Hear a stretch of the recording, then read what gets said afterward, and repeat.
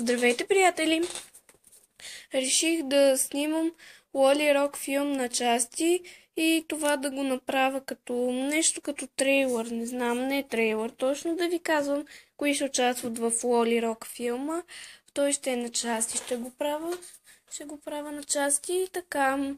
Ще използвам кукли Wings за Loli Rock кукли, защото не са пуснали още Loli Rock кукли. Аз една кукла ще я правя, понеже тя си няма име, аз куклите без имена, такива, които нямат колекция.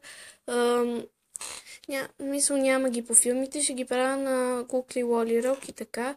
Тя още не е готова съвсем, обувките и това и украшението и за коса не е готово, иначе ще стане готово и ще ви го покажа там като... Там в един клип ще ви го покажа. Тайна е клипа. И така.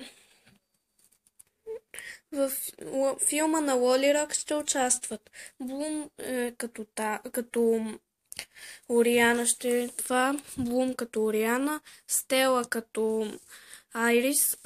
Тези обувки не са нейни на Стела, не са на моята кукла Муза Хармоникс, но реших да ги сложа на Стела, защото повече отиват. Пък и нали ще е Айрис. Айрис обича розовото. И Лейла ще бъде Талия. Значи Ориана, Айрис и Талия. Така. Надявам се клипът да ви е хареса. Очаквайте да снимам филм на части на Loli Rock и ще видя как да го кръстя. В отделно видео ще ви кажа и това беше от мен. Гледайте и другите ми клипове, коментирайте и се абонирайте. Чао, чао!